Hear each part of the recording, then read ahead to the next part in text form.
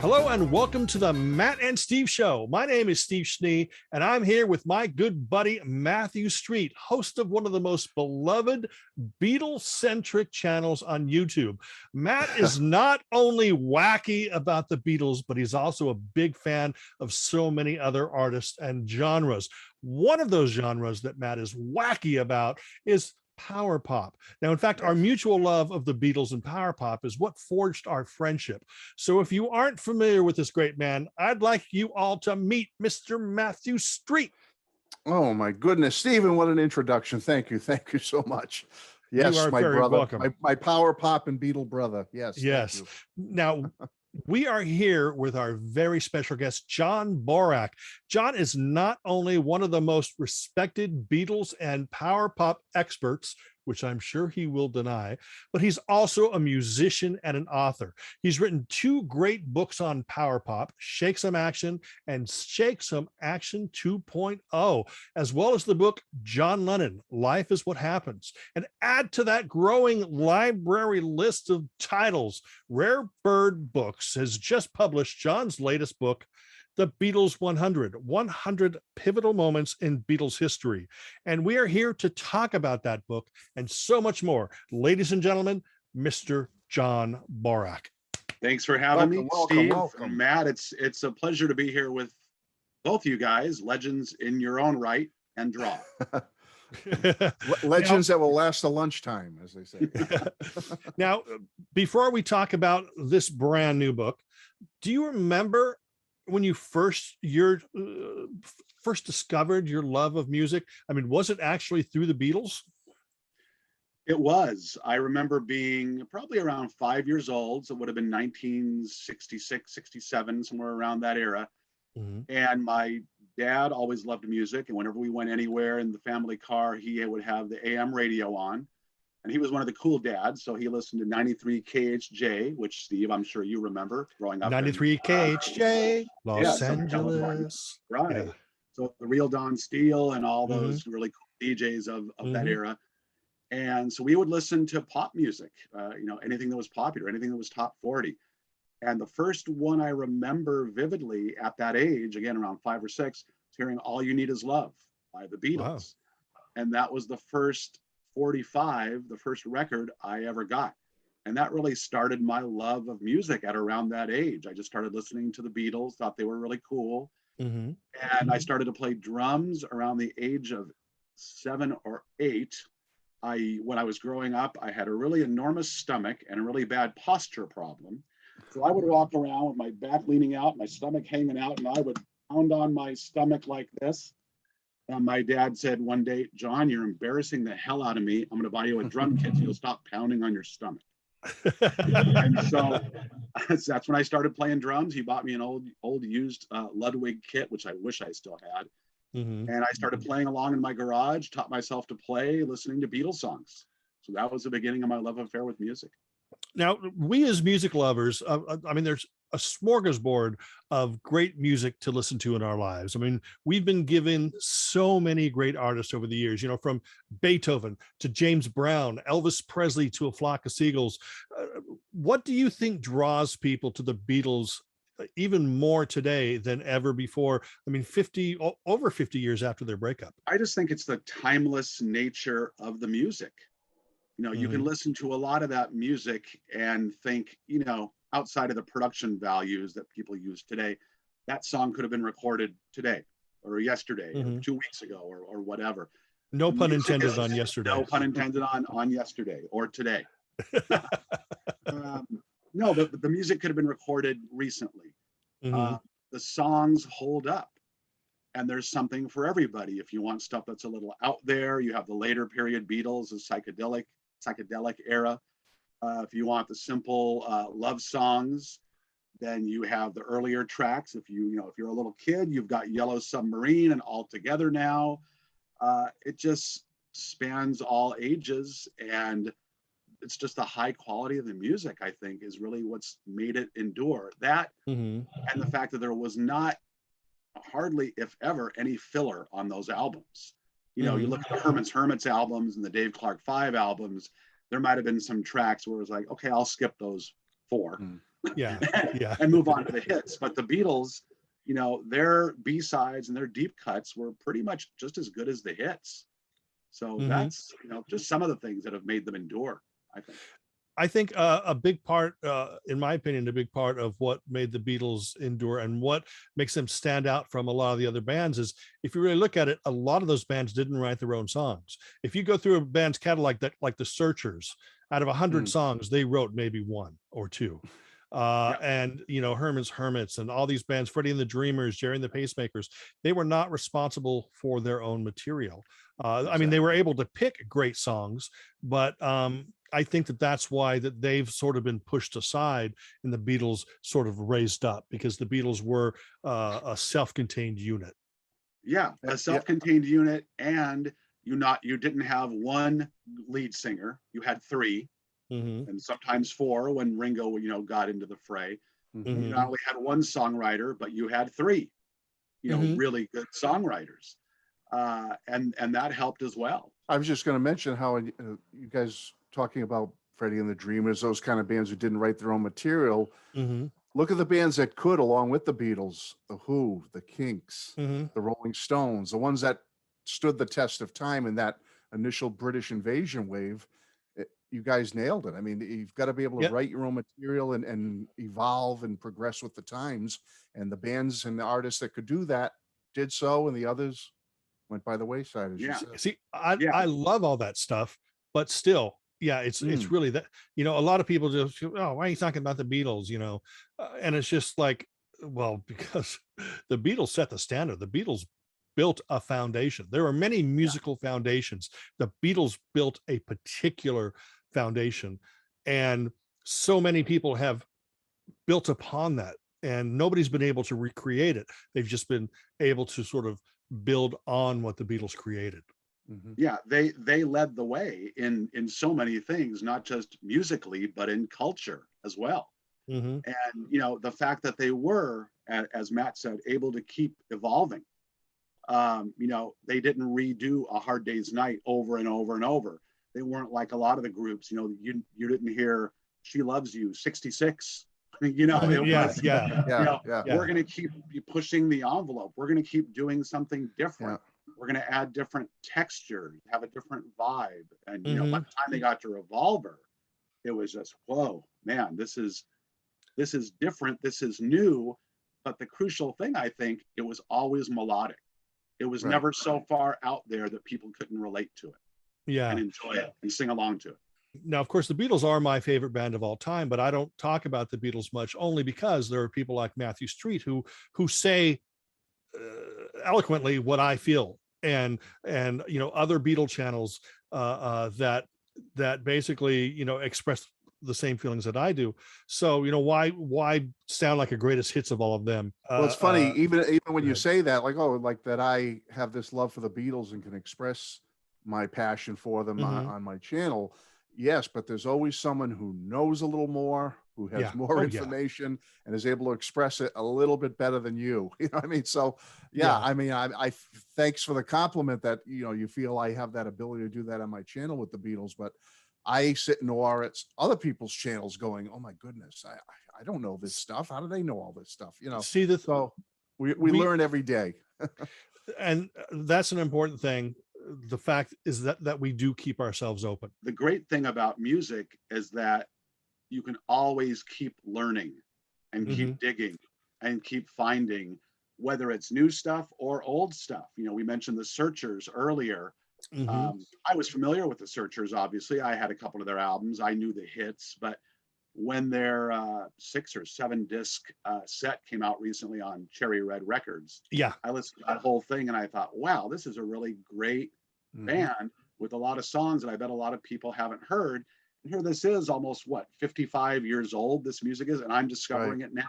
You could always keep discovering things. And even with groups like the Beatles, if you dig a little bit and listen closely for certain things, you can always learn more as an example, I'm currently drumming for a Beatles cover band called Let It Be here in Orange County. So that's made me dig even further into some of Ringo's drumming and the actual parts he's playing. Right. And some of that stuff is just, oh my gosh, how did he do that? And you hear people say, oh, Ringo wasn't a great drummer. He was just lucky. Ringo wasn't even the best drummer in the Beatles. Yeah, BS. I mean, there's some stuff that's just really impossible to even try to replicate. And just so inventive. He never played the same thing on any 2 or 3 different songs. It was always something different. Always something new. Another Beatles pun for you, Steve. Always something new. And you know, and you listen to those parts, and you listen to Paul McCartney's bass parts. You know, you listen to a lot of Lennon's rhythm guitar parts, and you're always learning. You're always hearing more, and that's what makes them so great. But I always think that Sgt. Pepper was, well, actually, Revolver was the first step. Sgt. Pepper, in my opinion, was the first real album to allow them to break down the Beatlemania myth. Now, it may not have been a conscious thing, but that album was originally started as, you know, they're going to be a fake band. They weren't the Beatles. They were Sgt. Pepper's Lonely Hearts Club Band. And with each subsequent Beatles album, you know, up through Let It Be / Abbey Road, it was almost them moving away from that myth of the Beatles as a thing, and focusing more on the Beatles as music makers, as a band, and not an image anymore. You know, they grew the long hair, the beards and stuff. They left everything behind and started showing that this is who we are. We are here to create music. We are not here to make girls scream in a stadium, you know? Right. Yeah. Constantly creating, constantly evolving. And then there's the famous quote, you know, that George Harrison said on the airline ride back home after their last concert in '66, their last live show. George apparently sat back in the plane and said, well, that's it. I guess I'm not a Beatle anymore. Which means, you know, they were leaving the mania behind. They were leaving the live gigs behind. They were going to go in the studio and explore. They were going to take Revolver to the next level, which is sort of what they did with Sgt. Pepper. Yeah, exactly. No, so as a young fan growing up, you know, you obviously followed the solo careers of the Beatles. What other bands were inspiring you back in the early 70s as you were listening to the Beatles? Were you still searching for stuff, or you kind of focused on what the guys were doing and that was it? I was always more of an AM radio guy back in the 70s. So I didn't get into AOR album oriented stuff until high school. And then it was the whole Journey, Styx, Boston, Foreigner, Kansas axis, you know, when I was in high school, because that's what everybody was listening to. I never stopped listening. Yeah. Oh yeah. No, I grew up on AOR. I love a lot of it still. But I never gave up my love of the Beatles. They were all, you know, Beatles and solo Beatles. I would buy every record when they were released. And I started doing that around age 12 or 13, I guess. You know, bought the Red and the Blue albums, the compilation albums. And but yeah, pretty much all of the AM radio singles, everything from like 1970 through 1977. I used to go to well, I think they call them flea markets in most areas of the country, but in our area they call them swap meets. Yeah. My parents were in the swap meet business part-time on weekends. And every Sunday we would go to the Mission Drive-In Theater in the lovely city of Pomona, California. And Spaz or Steve knows I'm being sarcastic when I say the lovely city of Pomona, California, because it's anything but a lovely city. Yeah. We would go there, and every week there would be a gentleman selling the top 100 singles of the week as based on the Billboard chart. He would have every single laid out in his stand. And I still have them all. I would go there and just buy so many singles every week. And that's sort of what fed my obsession when I was young. All those early AM radio singles, you know, Brandy by the Looking Glass and every, you know, the Hollies, Air That I Breathe and all that kind of stuff. I just loved all those sort of things. But the Beatles were always number one. Yeah. Still are. Still are. Oh yeah. Yeah. And it was hard in the 70s to be a Beatle maniac because we don't think of it nowadays because they become so iconic and every generation loves them. But I remember growing up in the 70s and going to middle school and high school then. And if you were an unabashed Beatles fan, sometimes you got picked on a lot because, like you said, people were listening to the AOR rock and the top 40 and, you know, all that good stuff. And if you said, "Oh, I'm just into the Beatles," yes, I got picked. I don't know about you guys, but I got picked on a little bit. Like, "Oh, the Beatles, yeah, we all live in a yellow submarine." You know, Right. it was tough sometimes. It was really tough. I remember. Yeah. I was gonna say, I remember in 6th grade having guys making fun of, oh, the Beatles call it a motor car. That's stupid. Have you heard Kiss? You know, You're speaking my language because I used to get that from I remember when this is a vivid memory I have when the Double Fantasy album came out. So John Lennon was back. I was all excited. And Starting Over was the first single. Yeah. And it's on the radio. And I remember a friend of mine mocking me saying, "Come on, man, he sounds like ELO." and I remember saying, "Dude," I don't think I said dude. You didn't say dude back then. Yeah. Bro, pal, whatever I said. There'd be no ELO if it wasn't for the Beatles. Right. Yeah. You know, Yeah. Come on. Anyway, yeah. I think someone said to me about that song, it's oldie music. It sounds like oldie music, you know, because they had that 50s vibe to it. Well, that's what John always said. Is he said it was his Elvis Orbison track. Elvis Orbison, right? At that time, were you even aware of this power pop movement that was happening that held a lot of parallels to, you know, the Beatles music? You know, not really until probably late high school, early college, believe it or not. I was an AOR guy for a long time and didn't really, you know, AOR and the Beatles. And then I remember picking up a book. It was an Australian book, I believe, called The New Music. Yeah, by Glenn A. Baker. Right. Glenn A. Baker. I've got a copy and of that. Yeah, I still have it. And I remember them talking about power pop and how it sounded like the Beatles. And you know, back then, whenever I heard anything, "Oh, sounds like the Beatles," I bet I'd like it if it sounds like the Beatles.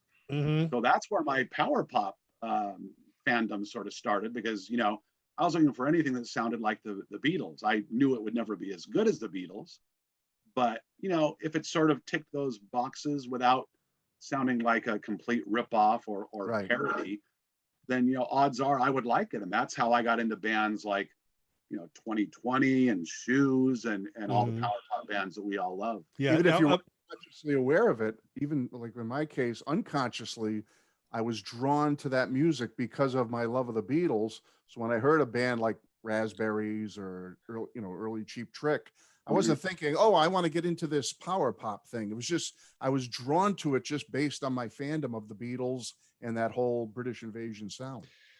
Well, I remember being, it was my senior year in high school, so it was 1979. I used to hang out with my friends at a miniature golf course.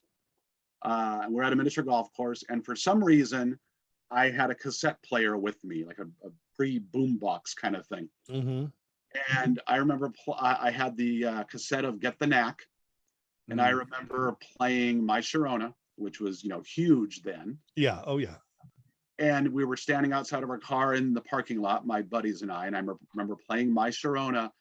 And I remember all these girls, you know, my age, you know, teenagers, 18, 19 years old, coming over, squealing, saying, "Oh my God, I love that song. Play it again. You love the Knack?" And I'm like, "Yeah, this power pop stuff is all right." Yeah. And that lasted about a week. And it lasted about a week, and then it was all over. The Beatles sort of got me into the whole new wave punk stuff, sort of indirectly. And that was because, of course, I was a huge Beatles fan growing up. Right. Then in February 1978, there was this TV program, and they were going to play the new Queen video that was from the album Jazz. Leon Russell hosted it, you know, with his hat and his long blonde hair, sitting at a piano going, "Here's a great new band from England," you know, or whatever. And so they played The Clash. I go, "Wow, this is that punk rock I've been hearing about. Pretty cool." They played Kate Bush. I go, "Wow, she's kind of hot." Then they played The Jam. And the first thing I saw on the screen was three guys in suits and ties, and the two guys out front, there was a Rickenbacker guitar, Rickenbacker bass. I knew that the Beatles played Rickenbackers, and I said, wow, this is a punk rock Beatles. And that was the moment that literally changed my life to what make year me was that? I'm just 78. curious. It was February 78. And that is the moment that put me in the direction that I still follow today, which is basically to discover and explore and find music that excites me like that excites me the same way that the Beatles did. Yeah, were people still wearing flare pants then? So here you see these guys with stovepipe trousers, with their skinny ties and their Rickenbackers. You're probably like blown away. Like, what is this? Everyone's wearing two-tone platform. They look like shoes. Aliens. Yeah. From another planet to us. Yeah. Now the Jam were not power pop, but that led me in that direction. I realized that there are bands out there that play this pumped up, energetic version of what the Beatles were doing. That Right. And of course the Jam were more Who oriented, but just open the door to, like John says, 2020, The Last, Shoes, Rubinoos, all that stuff. It just, I would go to the record store and I would look in the bins, and I would have my weekly allowance, and I would buy stuff just because the word "the" was in front of the band or the look of the band. You wouldn't even know a lick of the music, but you'd see their look and you go, they look like something I could get into. The records, the records. I got into the Cars, and the Cars' second album came out, and they did like either Don Kirshner or Midnight Special, whatever, and one of their guests was the Records, and that was about a week before my 16th birthday, and my girlfriend at the time, I said, I want their album for my birthday. So on my 16th birthday in 1979, I got the first Records album. And then that led down a whole new, I would buy things because it was on Polydor and it had "the" in front of it, or on Virgin and there was the word "the" in front of the band. So, and it all started with the Beatles, but John, at which point, let's get back on track. I apologize for taking us in a crazy direction, but at what point did you start writing? And was your goal always to become a music journalist? No, my original goal was to become a baseball play-by-play announcer, believe it or not. Wow. I wanted to do that when I was in high school. I went to college and studied communications, and I thought I want to be the next Vince Scully. And then I realized there were at the time 24 major league teams, which meant 24 jobs, which meant my odds were probably not that good. Right. So I stuck with communications, stuck with my love of baseball too. But I went in a different direction and studied radio, TV, and film production. And so for years, my day job was doing video, producing, directing, managing local TV stations and that sort of thing. But my love of music and my love of writing, which I've always had, those sort of coalesced in the mid 80s. I was a subscriber to Goldmine magazine, record collector's publication, and I would read Goldmine, and I thought, boy, I'd like to write for them one day, but I didn't know how to go about that. I had never written anything before. So I sent a letter back when you wrote stuff on a piece of paper and put it in an envelope, put a stamp on it and sent it to people. Kids, you probably don't know who that is, but it was a letter to the editor at the time, Jeff Tamarkin, well-known journalist. And I said, I would love to write for Goldmine magazine. I love your magazine. What do I need to do? And he wrote back and said, send me some writing samples. And of course, I didn't have any because I hadn't written anything before. So I wrote some mock reviews and sent them to him. And he said, yeah, let's just start writing some reviews. And so that's how it all began, 1985. It's been a while now. Nice. That's how I started writing reviews. A lot of them were power pop things. A lot of them were Beatles things, all sorts of reissues. I interviewed Graham Parker for Goldmine, interviewed Cheap Trick for Goldmine, which was really cool. And, I still write for the print version. I'm now a contributing editor. And I also read a regular column, Power Pop Plus, for their website, goldminemag.com.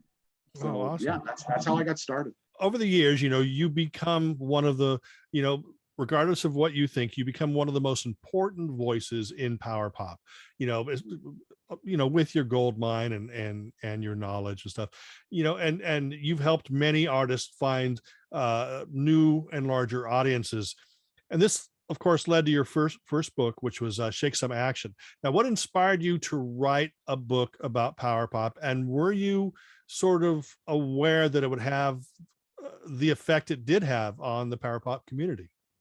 First of all, I know, to answer the last question, I was not aware, because I never assume that anyone reads anything I write. I mean, you just never know. You never know. I mean, you put it out there and you hope that people will read it. You hope that people will enjoy it, just like you guys with YouTube videos. Although you can sort of tell by that, you know, by the number of views and number of subscribers and likes and comments and whatever. But, you know, back then I had no idea what I was doing. I mean, well, I'm just going to, you know, I saw there was a need for a book. There's not really any history book on power pop or any discussion of the top albums. There were some books that had some interviews. There was a book by a guy who had compiled like a power pop discography back in the 90s, I think, but not really a book about the genre. So I thought, well, if one needs to be written, let's give it a shot. So I partnered with my good friend Bruce Brodeen, who at the time was running Not Lame Records. Not Lame. Yeah.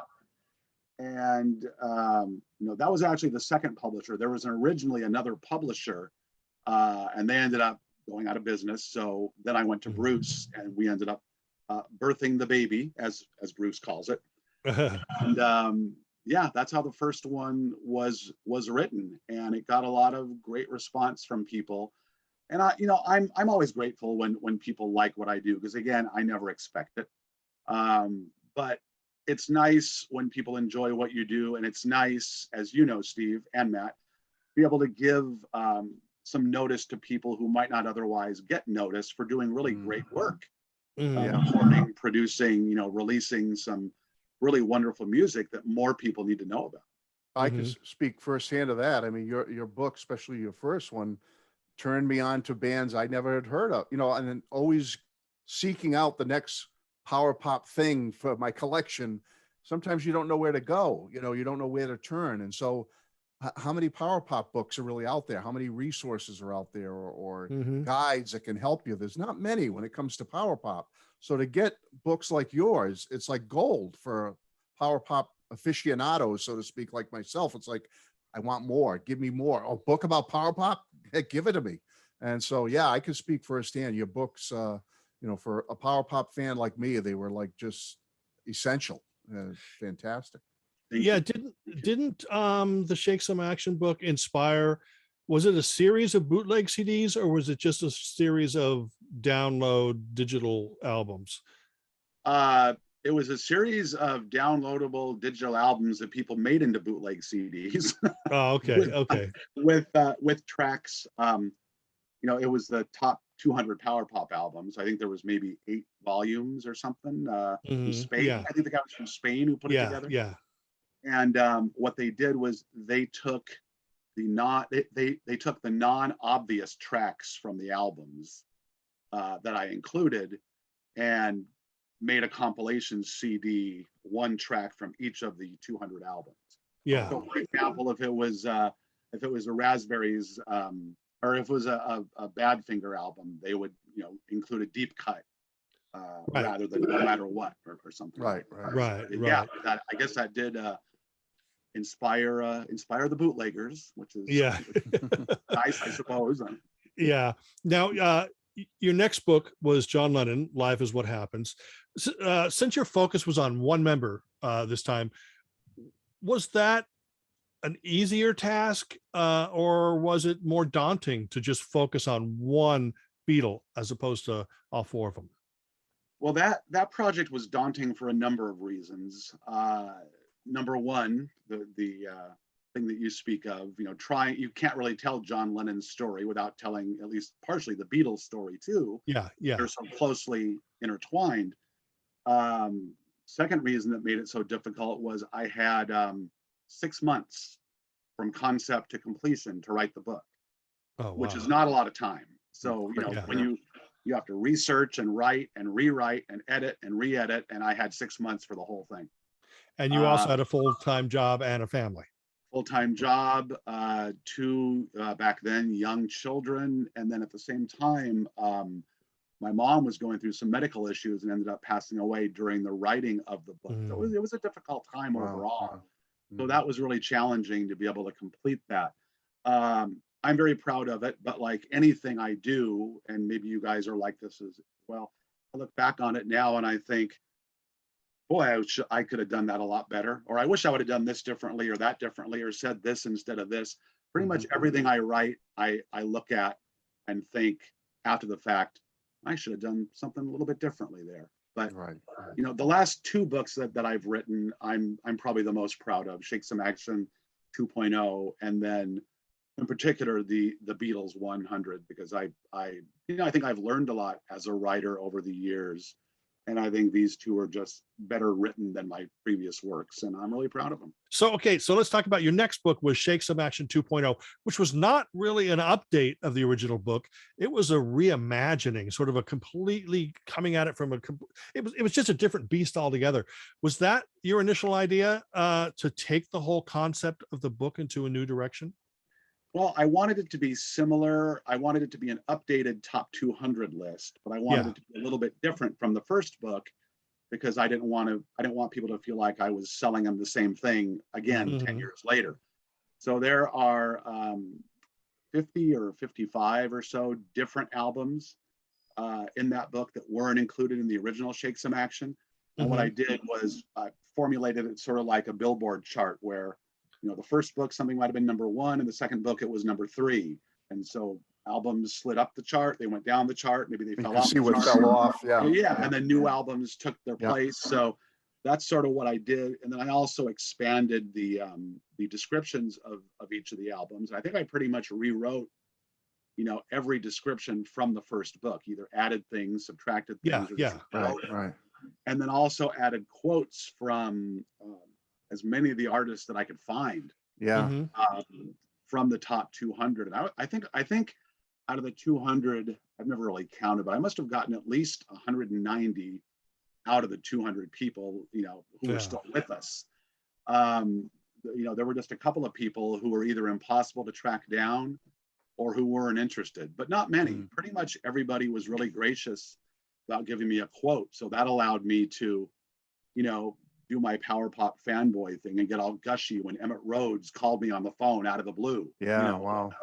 Or Prescott Niles from the Knack. I still don't know how he got my phone number. He called me one night at home and we talked about Get the Knack for 45 minutes. You know, Eric Carmen sent me an email. Dwight Twilley sent me an email. And that was really cool as someone who, not only as a journalist, but a fan of the music. It was a lot of fun to put that book together. Let's talk about the brand new book. Right here, it is called The Beatles 100, 100 Pivotal Moments in Beatles History. Wasn't this a project that was actually in the pipeline for a little while, and it just sort of came to a halt? Well, yeah. Originally, after the John Lennon book came out in 2010, I was commissioned to write a similar book for the same publisher that released that one, about Paul McCartney. So I did a lot of research, started writing it, got about a quarter of the way through, and then the plug was pulled on that. There were some changes at that particular publishing company. And so I just kind of sat on that for a while, worked on Shake Some Action 2.0 in the interim, and then just thought, you know, I'm going to finish this thing. And I did. And then the original publisher came back to me and said, yeah, we want to publish this. You know, I just kind of reimagined it as a Beatles book, as the way it is now, the Beatles 100, the top 100 moments of their career, in my opinion, ranked number 1 to 100. And so I reimagined it, signed another contract, and then that same publisher that pulled the plug originally on the McCartney book pulled the plug again on the Beatles 100 book. So I was left with that book. That was 2016. And again, Shake Some Action 2.0 came out in late 2017-18. So I was sort of busy, you know, finishing that up and promoting it and seeing it released and everything. And then I wrote a chapter for a book called Go All the Way about power pop, and that was released on Rare Bird Books. And that came out a few years ago. And so I went to the owner of Rare Bird Books and said, I've got this Beatles book that's pretty much done. would you be interested? Sent him the manuscript. They liked it and said, yeah, we'll release it. And then I thought, well, okay, I'm going to do the same thing I did with the last book. I'm going to rewrite this thing. But it wasn't a full rewrite. It was more of a tweaking. And then adding things that had happened after 2016, like Sgt. Pepper reissue, White Album reissue, reissue, and different things like that. So I just kind of fine-tuned it and made it, the book that it is now. And again, very happy with it, and just really thrilled that Rare Bird Books released it, because they have quite an extensive catalog of all types of books, but some really cool music books as well. Not only the Go All the Way and Go Further compilation of power pop essays, but also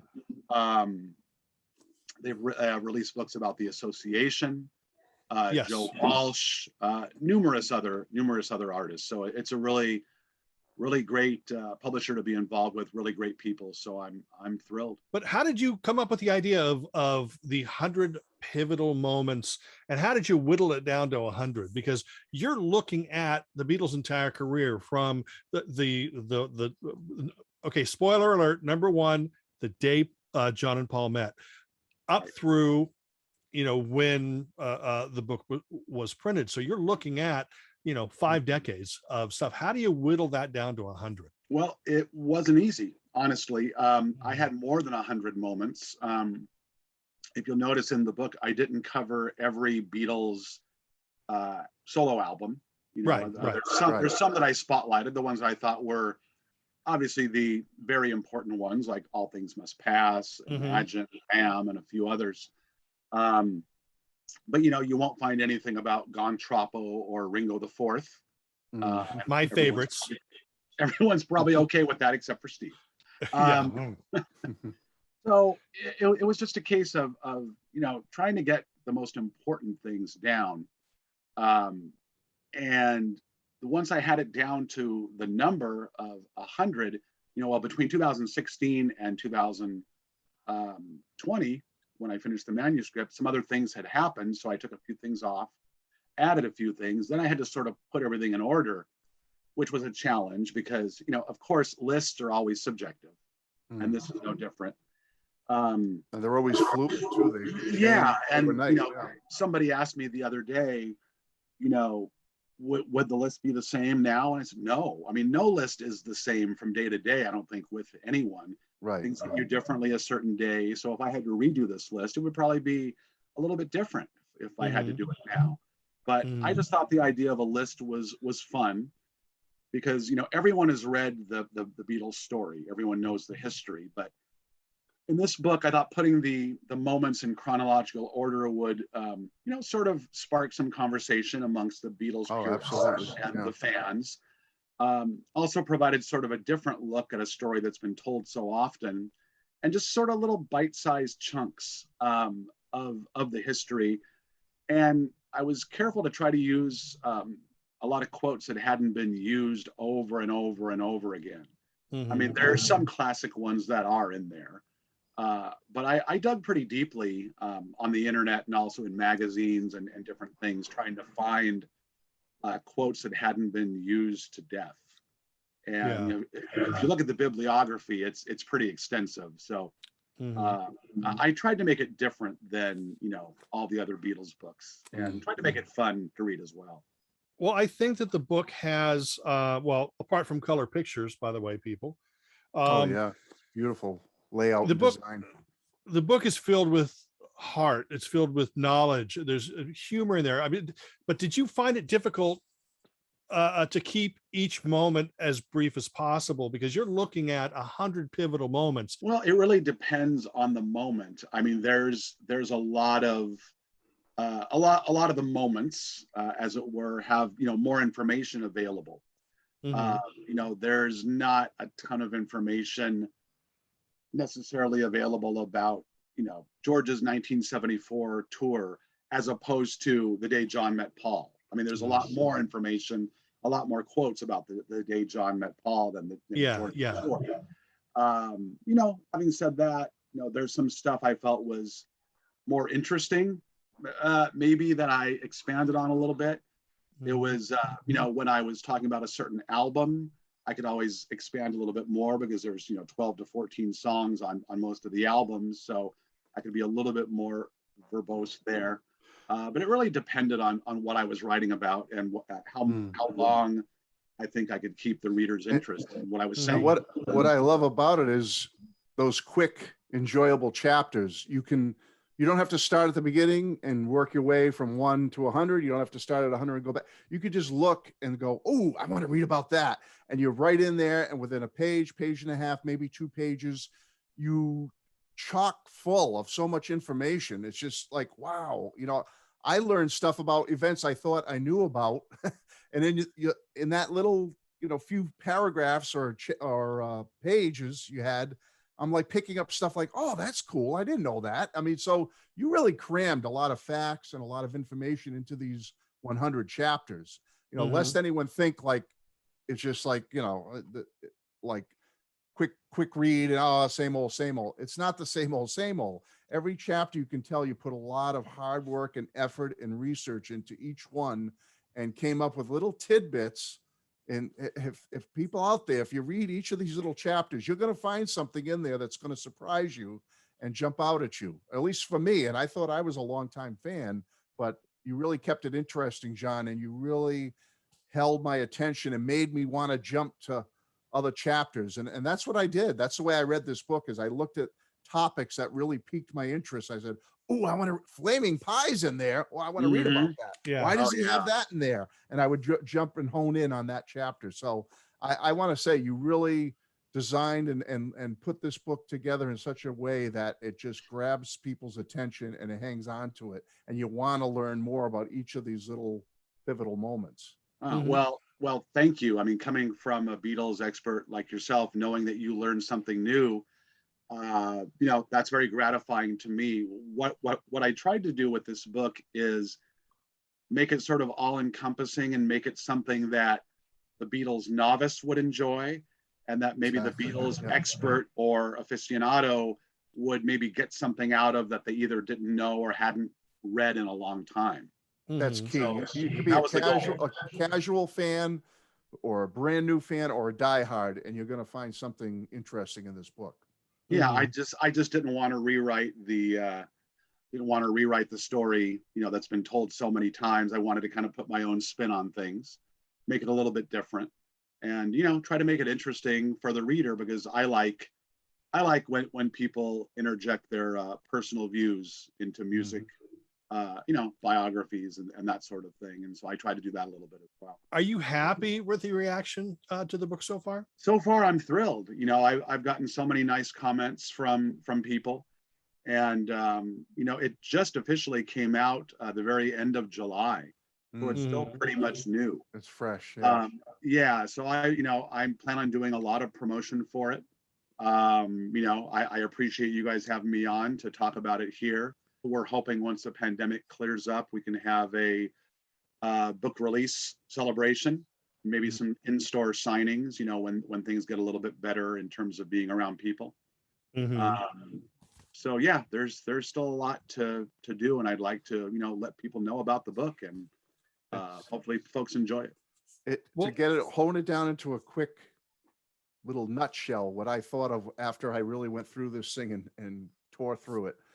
This is like a love letter to the Beatles, is what this is. It's just like, I'm a fan, and here's the most important things, or at the time you wrote it, these are the most 100 important things that I feel make this band special, make them stand out, important little segments of their career and solo careers that just jumped out at you. And you could feel your love of their music and who they are. And yeah, a love letter to the Beatles. That's what jumped out at me.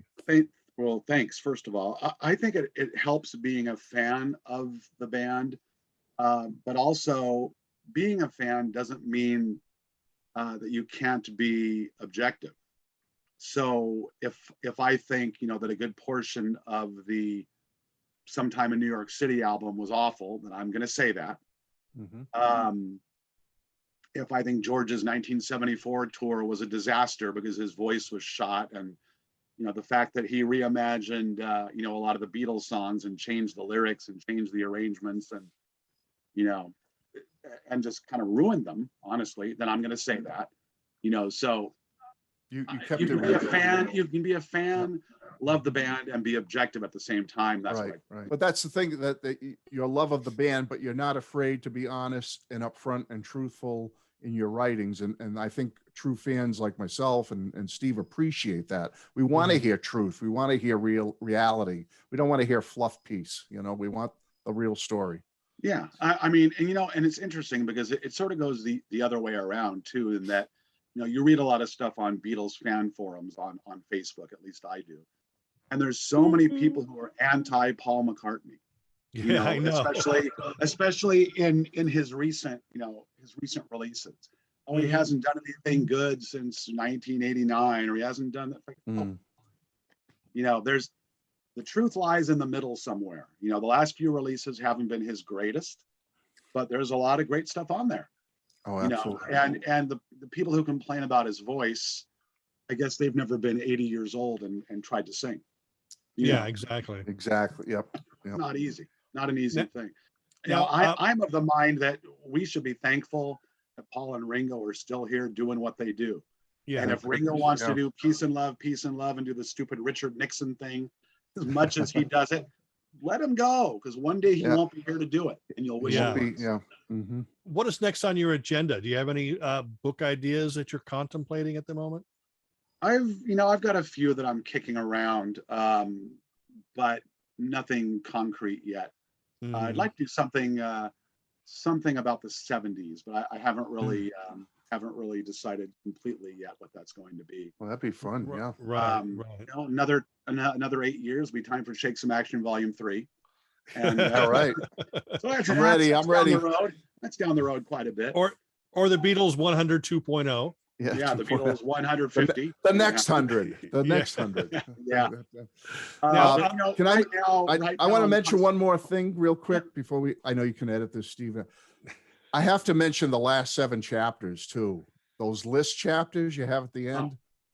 I love those, John. I mean, when you did like the 10 favorite Beatles songs, the Lennon Under the Radar, so those chapters. I ate that. I mean, I love the 100 most pivotal moments, but those last few chapters, that's the stuff I really dive into and really eat up big time, because I like to compare and see what other people think based on what I personally think. And I have to say, I'm sure me and Steve match on similar things. We've talked about Beatles and solo Beatles before, but it really gave me a good feeling when I read your list, John, and 6 out of the 10 Beatles songs you listed were ones I would have put there, or Lennon's Under the Radar. You had like 3 or 4 that I would have had under the, you know what I mean? So I love those chapters. I love how you did that at the end of the book, and I thought it was fantastic. Yeah, I thought it would be good to kind of append those at the end, just because, I mean, obviously lists are subjective, but a list like that is really subjective. Yeah. Especially when you're trying to whittle down the Beatles' career, their solo careers, to only 10 songs. Particularly with the Beatles, it's really tough. I could have done 5 top 10 lists, and they all would have been of really, really high quality, songs. But I just thought it was cool to put that. I thought people might enjoy reading it. It's not necessarily their best songs, but they're my favorites. Right, it's your personal favorites. And right. The only one I had an issue with was in the George when I said, "Where's the song You from Extra Texture?" No, I just love that song. That's one of my favorite. That's George top 3 for me. Top 3 for me. But I actually wrote a list inspired by John, and my top 3 favorite Beatles songs that I wrote in the book: Hotel California, Don't Stop Believin', and Shut Up or You Face. Those are my 3 favorite Beatles songs.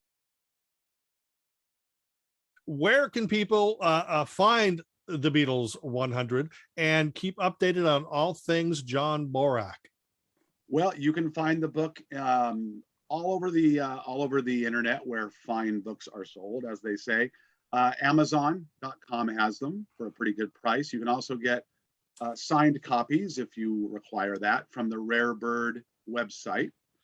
And if people want to keep up to date with what I'm doing and also find links to other things that I've written and where I might be appearing to promote the book or what I'm doing, or watch this video or other videos or whatnot, they can go to my Facebook page, John M.Borack Author. Okay. and they can find out everything there. That's it for us here at the Matt and Steve Show. Both Matthew Street and myself would like to thank Mr. John M.Borack for taking time and discussing his books and his love of music. And of course, the Beatles 100 is available now, so definitely check that out. And we appreciate all of you for watching us here on the Matt and Steve Show, and we will see you next time. Thank you, John. Thank you, Matthew, and we will see you all later. Goodbye. Goodbye, everybody. Thank you. Thank you.